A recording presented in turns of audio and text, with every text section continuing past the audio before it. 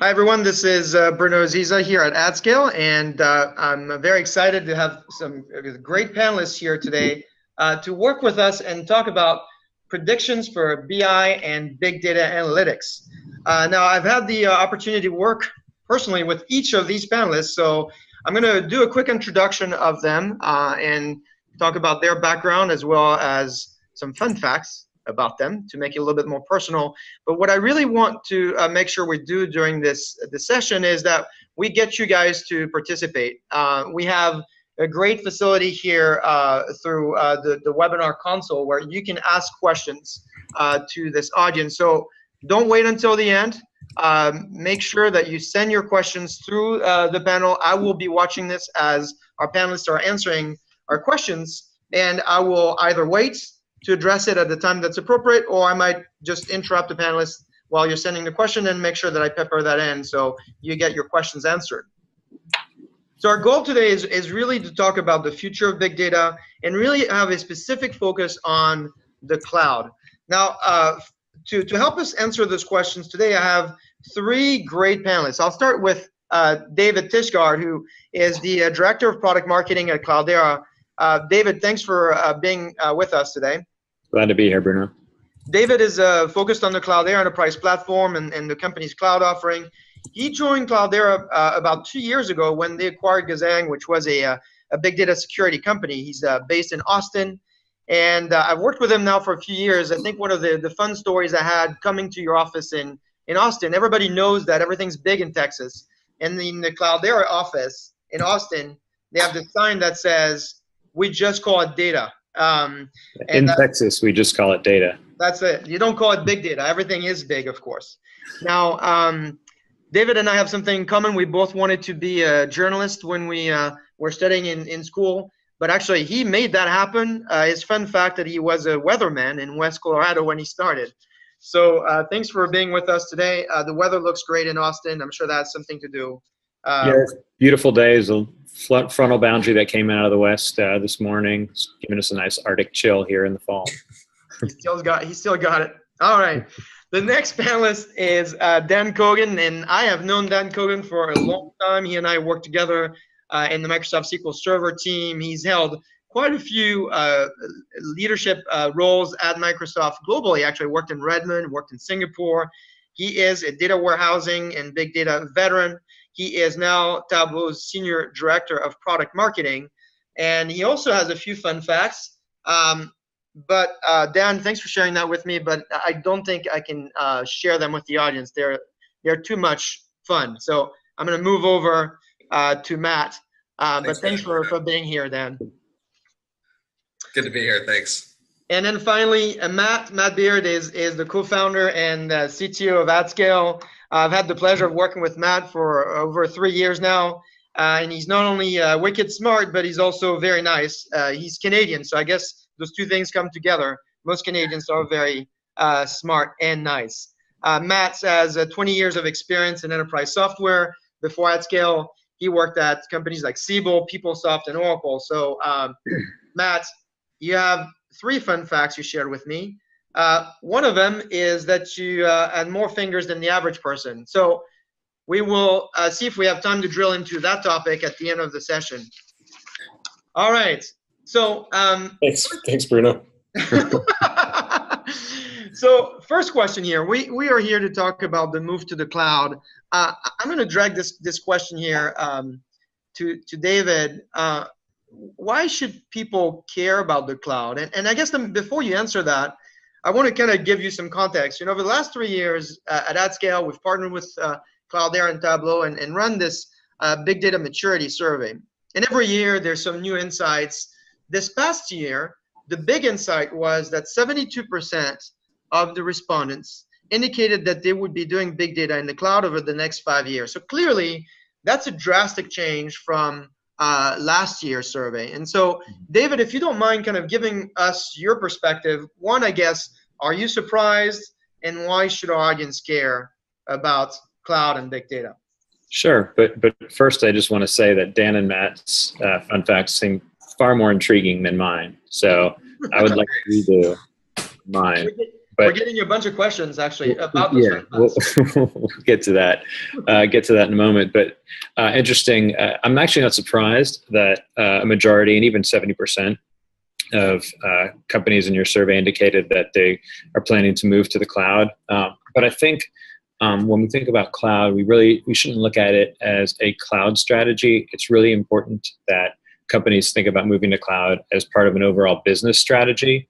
And that's because they need everybody to be on board from the top on down, from the C-level all the way down to pretty much everybody in IT, including everybody in your marketing department as well, your analysts and your data scientists. And the reason for that is a few reasons, right? So first, cloud, if you want to really take advantage of the agility and flexibility that the cloud has to offer, you want to enable self-service. And this is a pretty big shift from the way things are done today. Today, if you even analyst or data scientist that needs a data set, often they'll have to go and ask IT for that data, and that's the antithesis of self-service. And so cloud allows you to spin up clusters on demand and do work that you need to on demand. So you need to get access to the data on demand. Another thing to think about with cloud is your operating environment, right? Do all of your applications need to move to the cloud, or do you want to maintain a hybrid environment where you've got some data and applications that remain on-prem and some move to the cloud? Another area you need to think about is how are you going to secure and govern your infrastructure. Different cloud vendors have different security and governance models, and those models are obviously very different than what you're going to find on-prem today. And then finally, how do you ensure that your self-service clusters don't become de facto application data silos? For example, you might have data engineers that are setting up data pipelines, they're bringing data in, they're prepping data, and that happens in one cluster. And then you want to make sure that that data, the output of that work, is able to be shared quickly with your folks that are doing analytics, that are doing data science, and that are doing BI.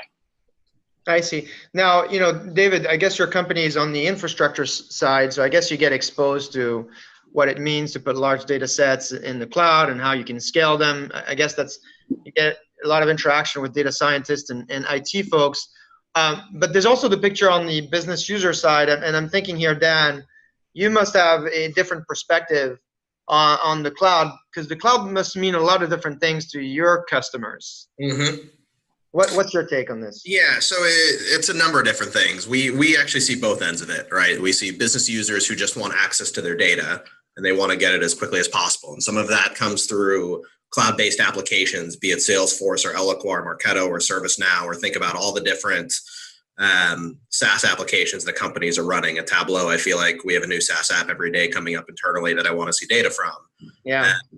And the cloud makes it easy to spin those things up. There's a lot of data that's being generated from those systems, and people can go access that data directly, blend it together, and go find new insights. And even through SaaS BI products, share that without needing any IT involvement, stand that up quickly.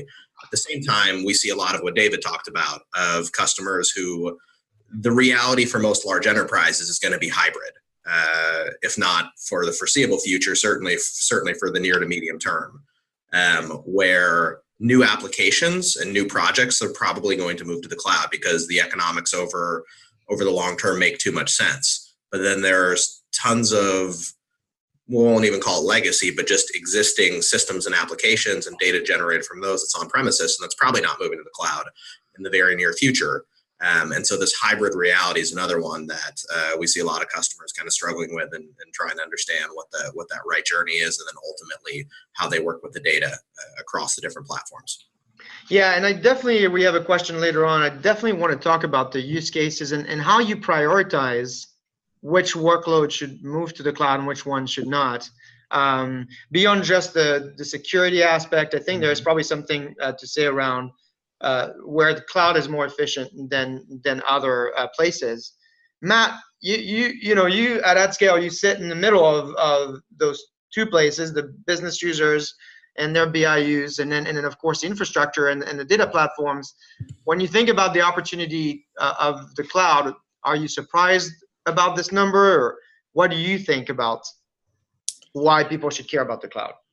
Well, first of all, I think I should solve the mystery of how many fingers do I have. I have 10 fingers, which is larger than the average number of fingers that the average person has statistically.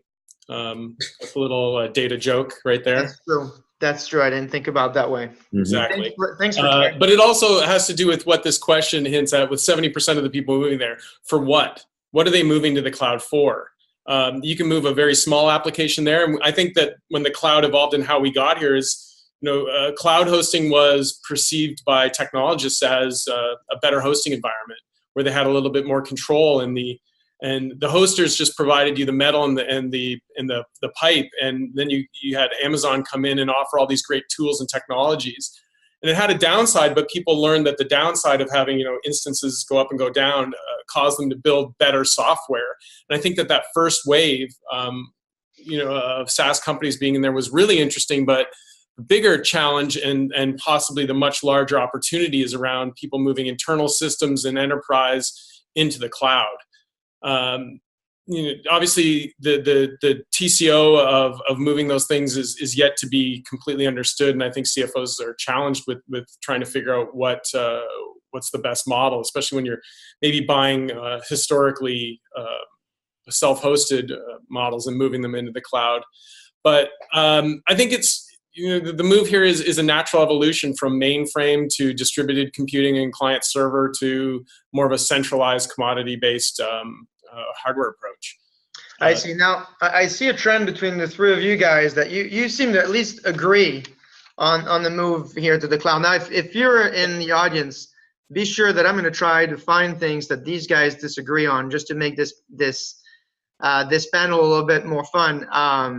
And I know that's going to be uncomfortable for the panelists, but just get comfortable with the discomfort when it comes to you. So let me start with a question that actually just came through here that I think is related directly to what we're talking about, which is this idea of that there are workloads that make sense in the cloud. There are some that don't make sense in the cloud. The enterprise inevitably is going to move a large portion of them to the cloud, but there's still some situations where it's not possible. And so the question here that I have, I'm just going to read the question and either of you can volunteer to kind of give an answer. But the question is the following: if the existing data management system does not go to the cloud, what options does a company have to manage those applications? So I guess, I'm giving you a few seconds to think about it, but I guess this is probably in the case where you have a data platform or a type of data that for some reason, doesn't lend itself to going to the cloud. How do you help the CIO think about that?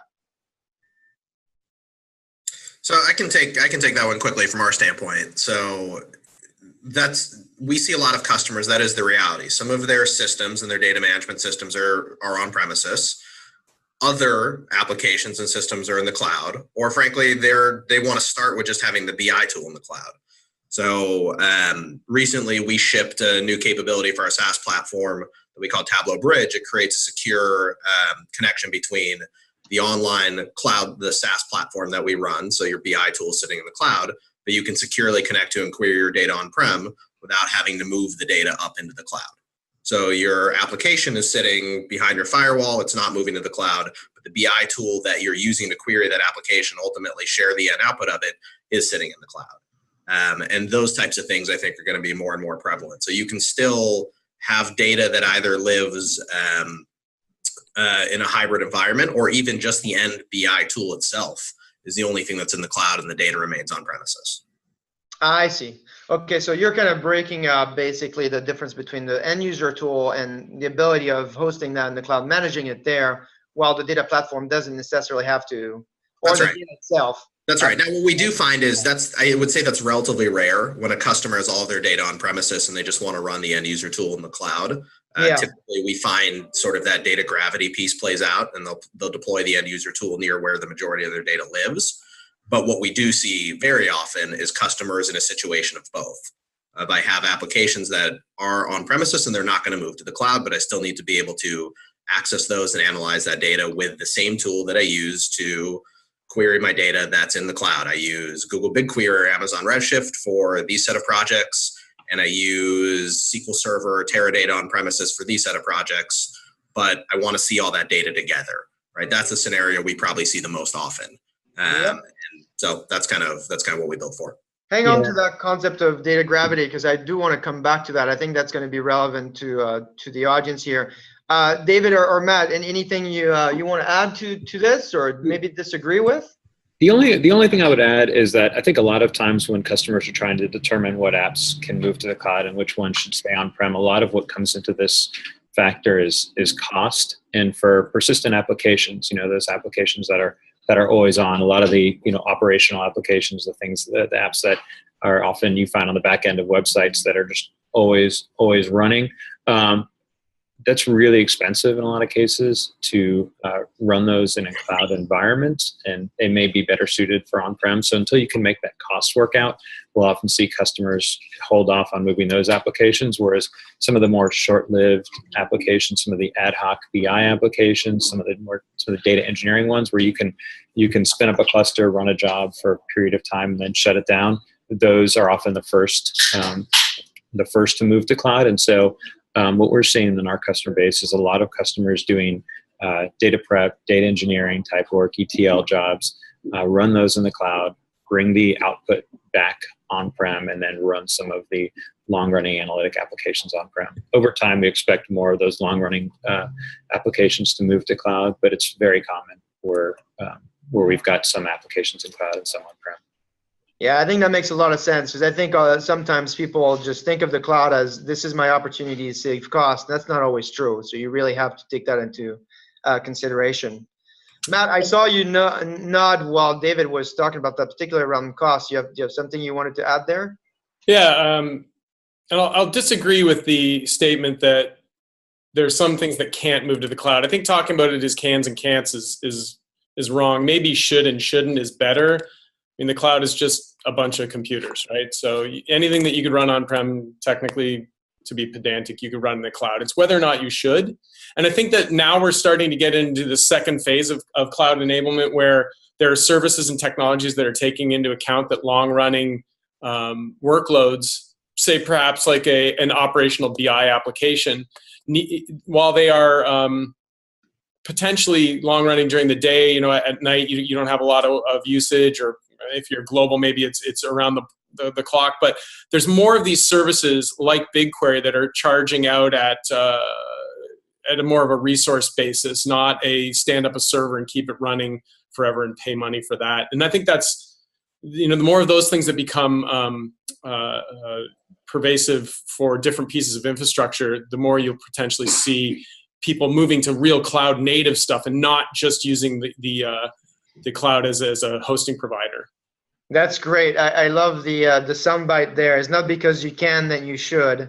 That's a pretty good one. And it's true that right now we're talking about moving to the cloud, but I guess many applications, many workloads are born in the cloud. So they're not really migrating there. They're actually just starting there, and there's no other consideration possible.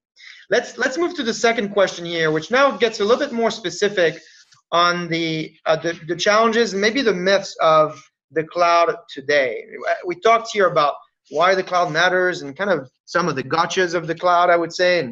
But I think to help the audience, we got to start thinking about how do you get started today. So if you think about the customers that the three of you are working with, what are some of the challenges that you see that might be just the fake challenges versus the real challenges? Dan, if you don't mind, I'd like to get started with you. So you can provide us some examples here of some of the things people worry about that probably shouldn't, and think that they're not worried about that it probably should. Yeah, I mean, I don't think anything is a fake challenge necessarily. If customers are having a challenge, it's a challenge. Whether it's grounded in something that is insurmountable is a different story. Yeah. But as David mentions, there's real costs associated with the type of application you're going to be running, and so that's a thing to think about. Being able to get an organization bought in on a full business strategy and kind of how you move are you moving all of your infrastructure and going all into the cloud? Are you piecemealing it department by department? That makes it harder as well, right? It's better than if you can have an organization-wide IT plan ultimately, but that can take a lot of buy-in and can be controversial. But one thing I think that I hear a lot that I question a bit is security itself. We talk about not wanting to move PII data or highly regulated industries. And if I think about the security teams and all of the different things built into the platforms of the three big cloud players at Amazon, Microsoft, and Google, I've got to imagine data is more secure there than behind most corporate firewalls and data centers. And so that's and those vendors have just invested so much and continue to invest so much there because their liability is massive with security breaches. So that's one I hear a lot that I question a little bit is your data really more secure, managed by your own team behind your own firewall than it is in the data center of one of those three companies?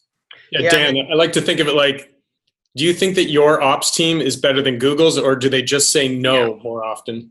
Yeah, that's a very fair way to think about it. It's not the quality of the individuals, but it's just the overall number of resources that those companies are able to put behind that. Yeah. There's actually, I think, research out there that shows that the Amazon cloud is more secure than the average enterprise data center. So I think, and these companies have done a ton of work kind of dispelling that myth. I think, if you think about companies like NASDAQ that runs on Amazon, or Capital One that has made an entire bet on the exactly. cloud. That's a banking company, right? That's gone all in there. They're probably the most prevalent example of it. Our CEO here at Tableau came over from AWS, and he talks a lot about governance, compliance, security as sort of being the three entry points for any enterprise conversation. And that's coming from that history at Amazon and how much they've invested in those three areas, because without that, they wouldn't have been able to build their business at all. Yeah. Dan, what do you think about it? I mean, the Cloudera, in the name of Cloudera, there is cloud, so you have I'm sure, a big point of view on this one. Yeah, there was a talk early on that we might be called Big Data Era. That would have just sounded terrible. I think that's kind of part of our growth and maturity as a company, but also just the maturity of cloud. When we first started off, we thought everybody was going to want to run Hadoop in cloud, but cloud infrastructure wasn't there. People were really nervous about putting sensitive data in cloud environments, and so we had to make our way on-prem. And today, that's really not the case anymore. Certainly, cloud infrastructure has improved massively over time, and companies are now much more comfortable putting sensitive data in the cloud. Dan mentioned, big financial institutions looking to cloud. We see a lot of that in life sciences as well. Hospitals are also putting data in the cloud, and these are things that just would be unheard of because you need to deal with a HIPAA scope, and all the other regulations that go with making sure data is secure and governed properly. If you couldn't do that, today in cloud, then there's just no chance that they were going to go to cloud.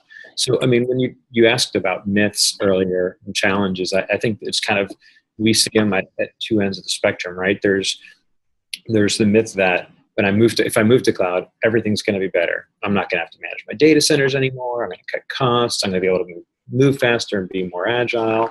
Everything comes off my plate because of this wonderful cloud thing. And then the flip side, of course, is what we just talked about, where, if it's not on-prem, if I can't see it, if it's not in my four walls, then it's just not safe.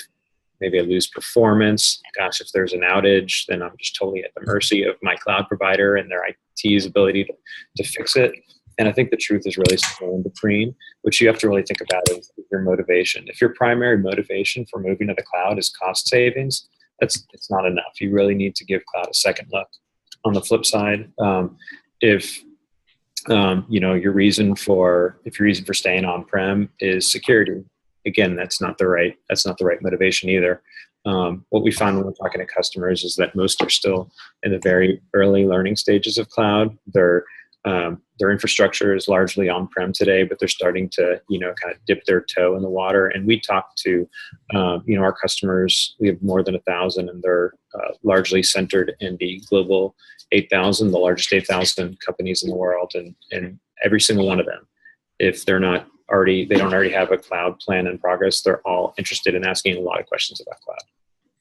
That's great. Matt, we've talked a lot about technology here, security and cost savings. Are there other things that you think about that would be myths that you want to kind of dispel here when people think about the cloud itself? I'm not going to talk about technology. I think that what I wanted to talk about with the backdrop that David and Dan laid out was that this appetite, and we are talking about big data in the cloud, the appetite to consume more data and to do more things with data has largely outstripped the human resources we have that can manage these things, which has helped make the cloud sort of a consolidator of excellent operational elements that can keep a very large-scale Hadoop implementation up and running without you having to worry about it. EMR and data proc and things like that are wonderful technologies in the cloud that amplify the value of Hadoop in general. And as I alluded to before, I think that this, while it doesn't make everything easier, I agree. It's not a magical place where everything just works, but we are seeing some evidence that certain services are appearing almost magical. And I alluded to BigQuery before, and I think Amazon has a number of services that are just basically always up, and they're serverless, and they just work. So there is a path to getting there, but we're not there yet. I think one of the big myths that I often think about is that it's going to make big data not a big deal. And I think big data is just hard to do. It's hard to manage, it's hard to ingest, it's hard to egress that appropriately. And just because you move to the cloud isn't going to make it easier, but it won't make it possible. Yeah, when you think about what the enterprise needs, I mean, you touched a little bit on it, Matt, this idea of reliability of the platform or maybe performance. How do I think about that in the cloud? Is it the same issues as I would think about it on-prem, or is it less of an issue, or what's going on there? I think it really depends on whether your application has been architected to take advantage of some of the more native elements of the cloud. With data proc and EMR, you have a backing that isn't HDFS necessarily. It's still Hadoop, and it's still this wonderful system, but it has a much more elastic file system. That's probably something where running something like that in your enterprise would be cost prohibitive, but running it in the cloud and having people support it there on the Google and Amazon and Azure side is completely possible. So I'd say that you can get the performance. On average, probably your machine performance is going to go down, but if you design your application properly, you have this ability to scale it when you want to. Got it. Okay, so up until now, we've really talked about, the big picture. I have one more thing. Sure. I know people still think that the cloud is new and it's in its infancy. And I think while we are at the beginning of something great, it's surprising to me to think that people have been on Amazon for a decade now on AWS. Right.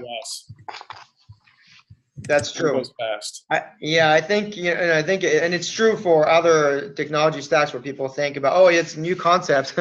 It's not that new if it's 10 years old. But certainly, I think it's crossing the chasm in a way. It's now getting to a point where it's becoming just a required part of the stack. Now, we've talked about the high level trends. That was the very first question. Now we're getting into kind of what mindset you should have if you're a CIO listening to this, or a chief data officer, and how do you think about it? Is the cloud magical? And some people say no, and some people say, well, there is some element to it, particularly serverless platforms that can make things a lot easier. If I fast forward, and if I were to ask you of the CIOs and the organizations that you've worked with individually, and you could help the audience here that's listening to us and that's considering moving to the cloud, what would you say are the pain points that they should start thinking about solving that maybe they're not seeing yet, the common pitfalls, if you will? So here, I'm really trying to get to the pragmatic stuff. Dan, I'm going to start with you on that question, if you don't mind. What are the things that you see people maybe not planning for that they should? Yeah, I mean, maybe in any IT initiative, cloud being just another one, the change management side of things, right? So not just what are our hard and fixed cost going to be in terms of, compute that and servers that we're saving on premises versus what we're going to be running in the cloud? And technically, how do we move each application? Do we have to rebuild? Can we just lift and shift? Those kind of things are pretty straightforward, and there's a lot of resources out there to help with that. But any times in terms of how do our operations change now? How does that impact the people that are actually responsible for these systems? How does that impact the end users and the training associated with any of that? Those are the kind of things that I think are overlooked in a lot of projects, cloud or even on premises. But just like an enterprise software and IT commonly overlooked. So you mean this could have an impact on how your IT organization is structured? Correct. Who should be working on what? How things are prioritized? Maybe the type of skill set that Yep, all of the above. Yep, all of those people components. And then also, does that have an impact on the end users? Are they going to access things differently? Are they going to work differently? Any of those types of things as well. Are you finding that the rollout to the cloud is faster than the rollout on-premise? Is there some savings there? I know we haven't talked about that necessarily. I mean, yeah, it obviously depends on what you're doing. If you've got multiple steps of cloud, right? If you're deploying a SaaS application, there's no infrastructure at all to worry about or system tuning or any of those things. So the rollout is, from an IT standpoint, is very, very fast. The end user part doesn't change and the enablement part doesn't change. We can roll that out quickly. From an infrastructure as a service, if you're going to go take Tableau Server, go take Cloudera and deploy that in the cloud, you don't have to find space in your data center, buy additional servers necessarily, those kind of things. So it's easier to procure the compute and storage resources you need on demand, but you still have more configuration work than you do in a SaaS or a PaaS type of thing. So there's various levels of it, but I would say by far and large, yes, you'll be able to get your systems up and running faster in the cloud. Great. Now, Matt, what do you think is the biggest pain point here that these enterprises or CIOs are not thinking about beyond what Dan just explained? I don't know if they're not thinking about it. I think they are thinking about how are we going to keep up with this volume of data that's now coming in, and the ability for us to use this data to make decisions and stay competitive against all the other people that are in our industry that are figuring it out. And I've seen the biggest problem that I've seen when I've gone out to customers is that they're trying to decide whether or not they do a large big bang project with a lot of planning up front to make sure that they can transition from their old data systems to their new data systems, or whether they dip their foot in the pool and do sort of use case based spike solutions and figure out what's working and what's not working before they make big investments.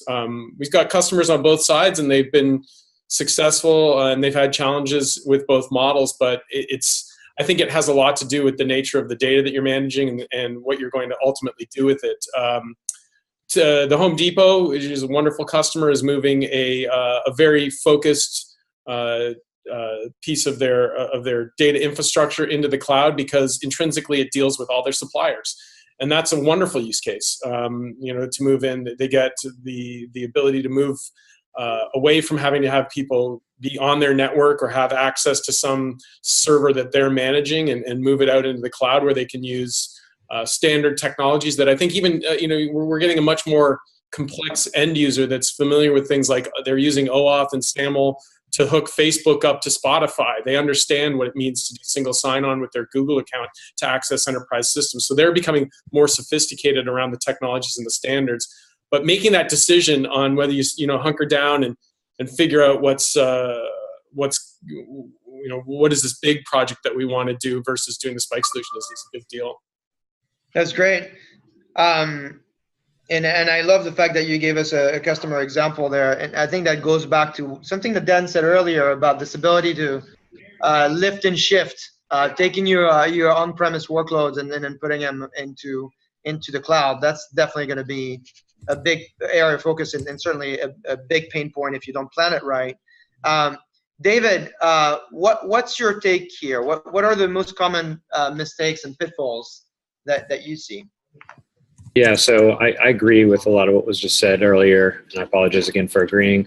Something that I don't like to do. Yeah, I think a lot of our customers are kind of starting off at in a lift and shift in a lift and shift manner. So we deliver infrastructure as a service, but we are now starting to look at PaaS as a way to help customers deploy a lot quicker and still, have the same style of application, still get that consistent experience, but just be able to deploy and certainly ease the management burden of their applications.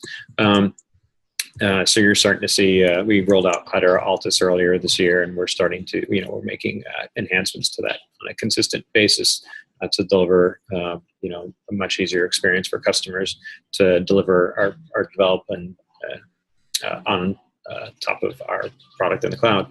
And a couple other areas I wanted to touch on in terms of mistakes. A lot of customers, again, are moving to the cloud for agility, self-service, to move faster. But it's really important to understand that cloud infrastructure can be relatively complex. There are different pricing models. There's certainly instance pricing, which can be hourly or pay by the minute. There's also throughput pricing, how much data is passing through an application. There's various storage costs. So you need to think about all those and weigh those versus what you're paying on-prem. It's also important to think about what applications you want to move to the cloud. Again, think about what is a persistent application versus what is a transient application. What is elastic versus what is something you just flip on and off. Understand the governance and security models of the various cloud providers. If HIPAA is important to you, PCI is important to you, increasingly GDPR, which rolls out in May of next year, if that's important to you, how are you able to manage that? If you've got a piece of data that is in your cluster that might have sensitive information or even personal information about a customer of yours, for example, that customer is based in UK and decides they don't want to be in your system anymore. You need to be able to find that and delete that, and that's not as easy as it sounds when your data is in multiple environments. You also want to make sure that you're able to deliver a consistent experience across clouds. That doesn't mean you're necessarily taking data and moving it from one cloud to another. That's not terribly easy. But if you have a user that knows how to run something like Impala, connect Tableau to Impala, and they're running on Amazon, it would be great if that same user could run a very similar application in an Azure environment. And so that's really what we're going for, is that consistent experience across clouds. We've got a customer, Nielsen, today that has an on-prem environment, that's got an Azure environment, and an AWS environment. And they're not necessarily, again, sharing data back and forth between environments, but they are running very similar applications. And we're able to deliver a consistent experience so that they don't have to hire unique workers to manage each different application in different clouds. Yeah, that concept of consistent experience, especially if you tie that to one of the comments we made earlier around hybrid, that's definitely something to worry about, and definitely something that if you don't plan for it, you're going to have some really bad surprises.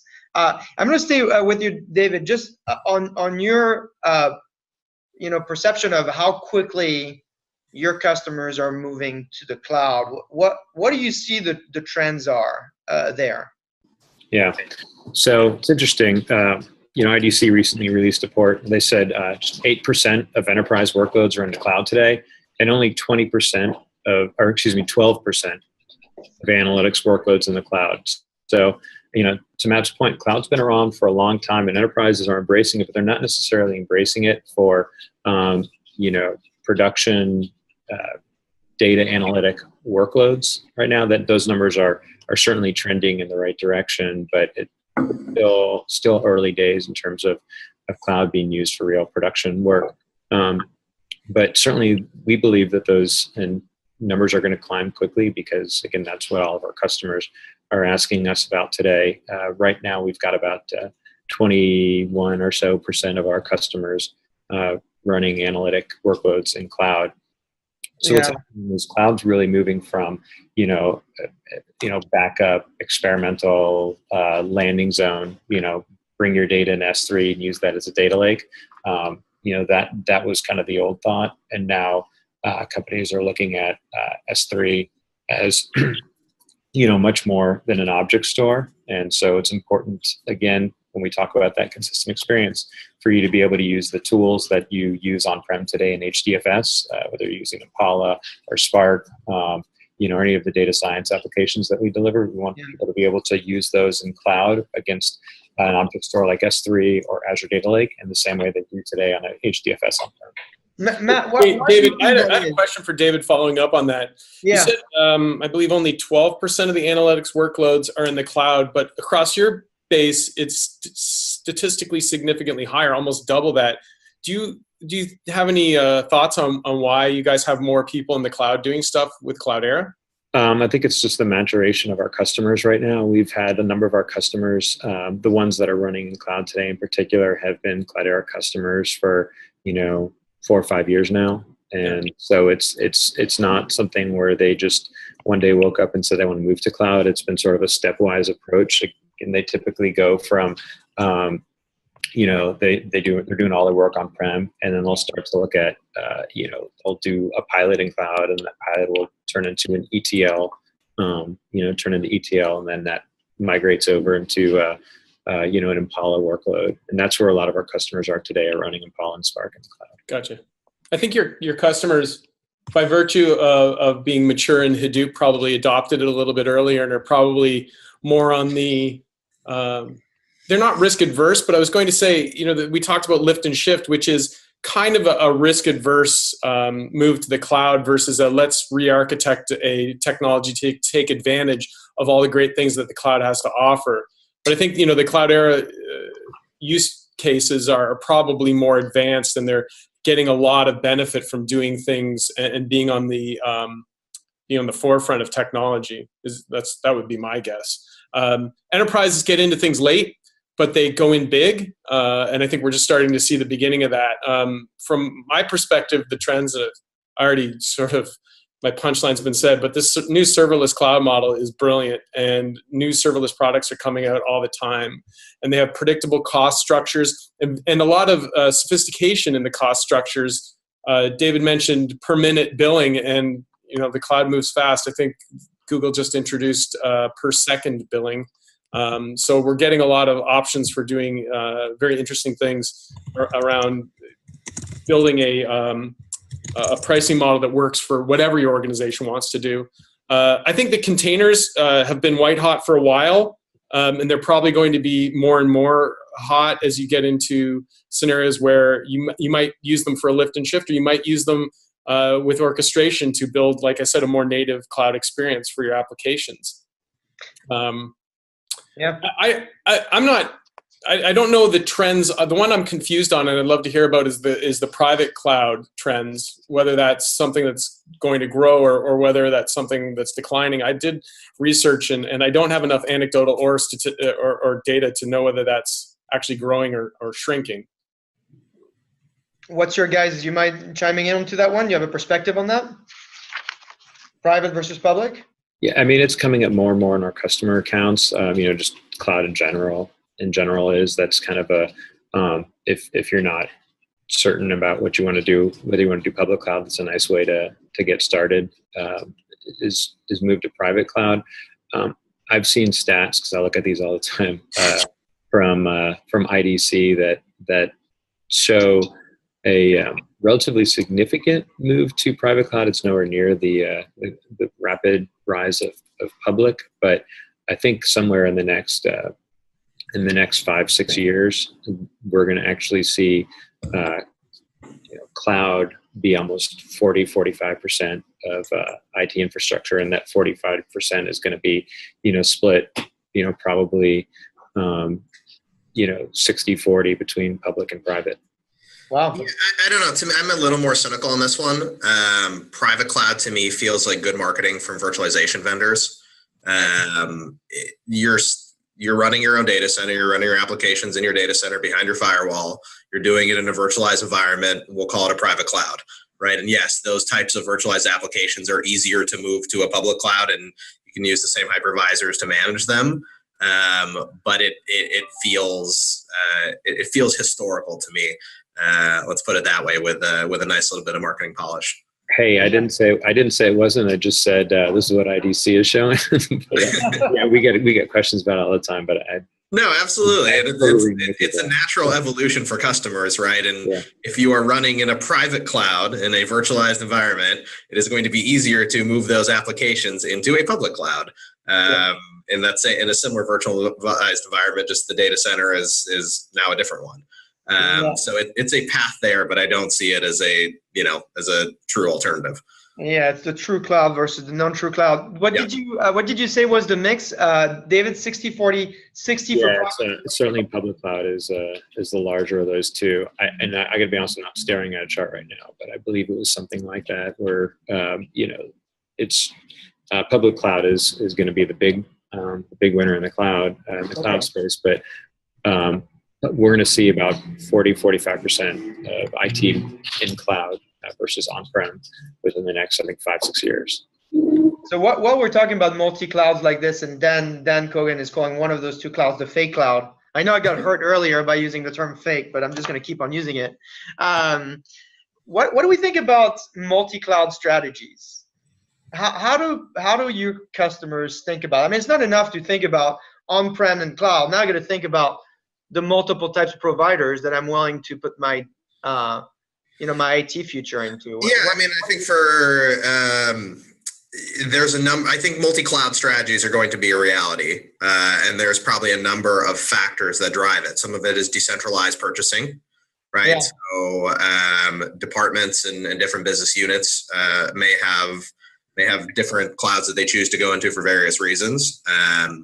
There is the kind of not putting all your eggs in one basket or all one vendor. I think most companies we work with probably don't have a single IT vendor for all of their enterprise software, right? That's how they end up using our 3 products together.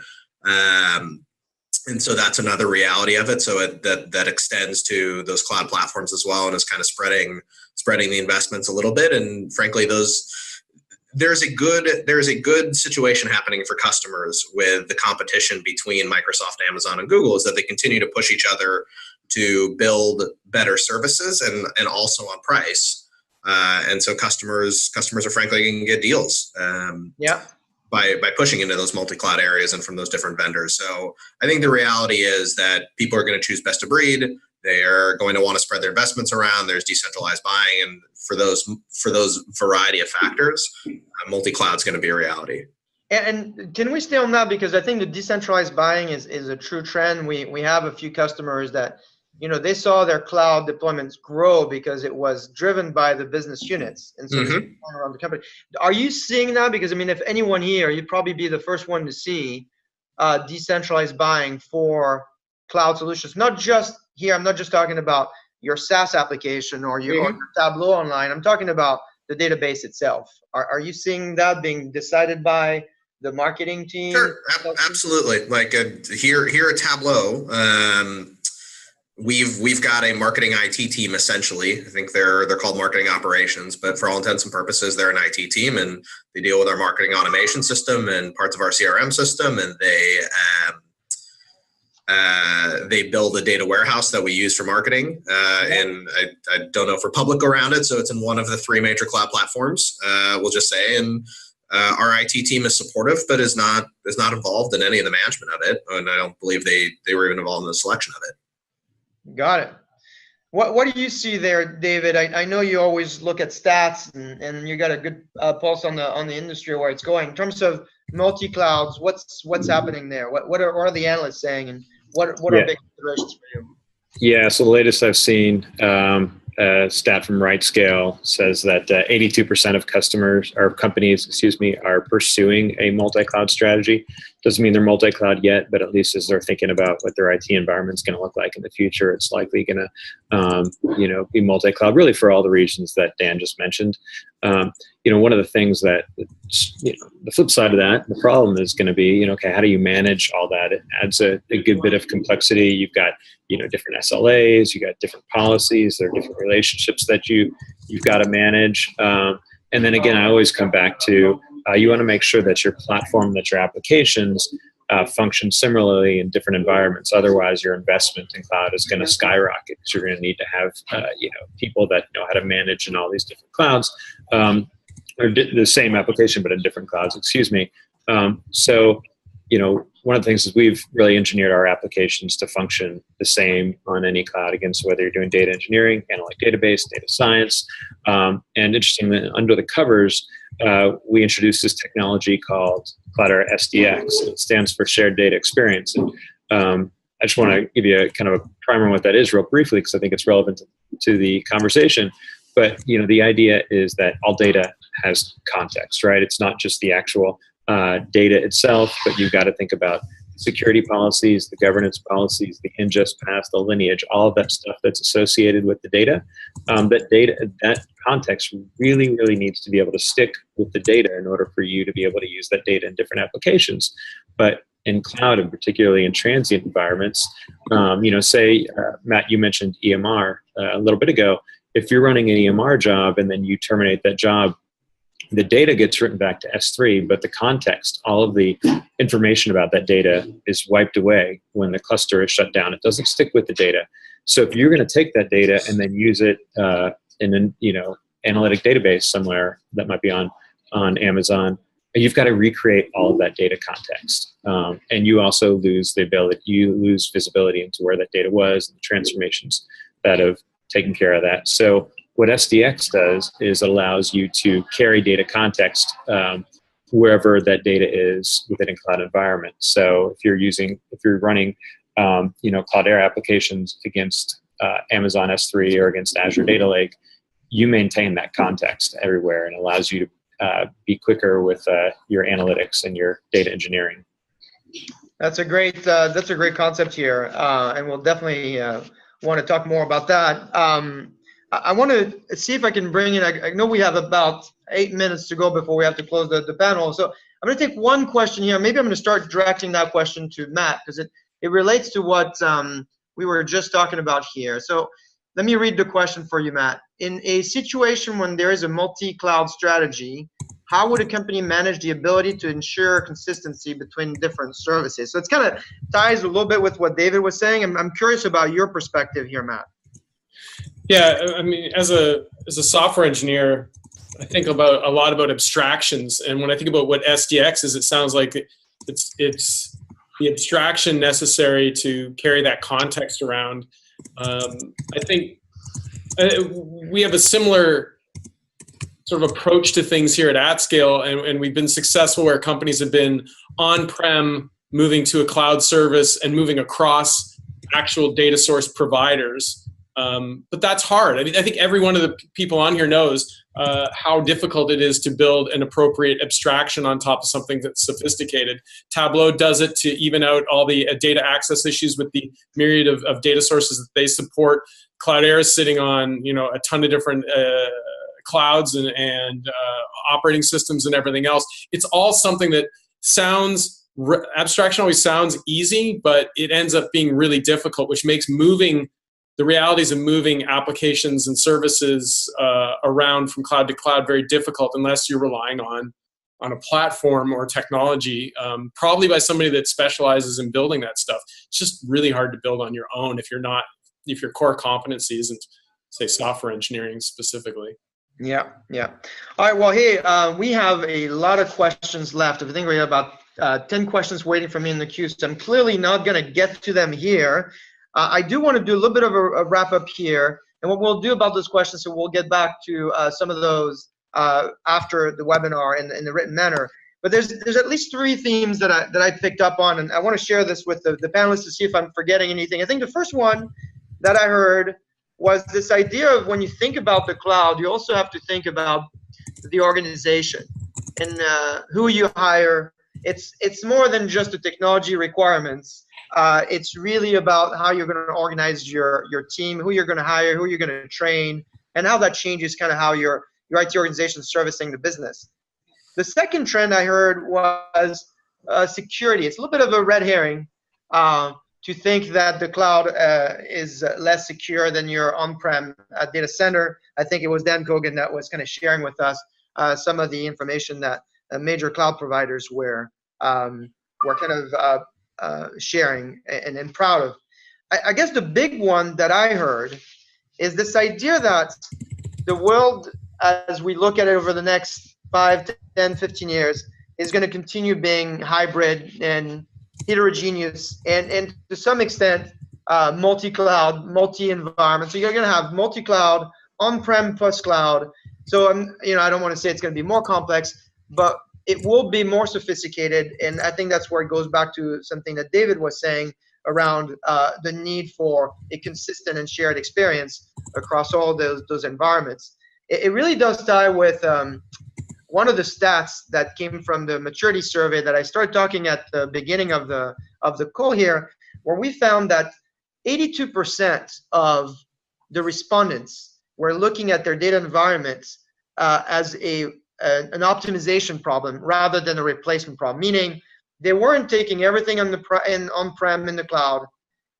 They were optimizing across multiple types of environments. So I think that's probably the biggest thing that I take away from this call, is this idea that don't think about cloud as a replacement strategy. Think about now consistent experience you're going to have across multiple sets of environments in cloud, on-prem, multi-cloud. Is there anything that you guys think I'm forgetting here? We're not forgetting. I would just maybe say it a little bit differently, is that not that don't think about cloud as a replacement strategy. Think about what is your long-term IT strategy and how cloud fits into that. And it may be a replacement strategy. More likely, or very likely, it's going to be a coexistence strategy to some point. So I wouldn't think of it as just specifically of we need to make a cloud plan. Yep. We need to make a long-term IT plan, and cloud is going to be central on it for almost every company. That's great. Well, thank you all three for taking the time with us today. This has been a ton of fun. I hope that we brought a lot of value to the folks that are attending this.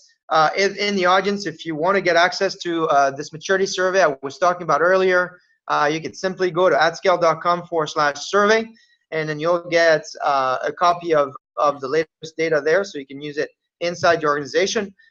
Dan, David, and Matt, thank you so much for taking the time today. We look forward to continued engaging with you. And with that, thank you everyone for taking the time and attending this panel. I'll talk to you guys there. Thanks, David. Thanks, Bruno.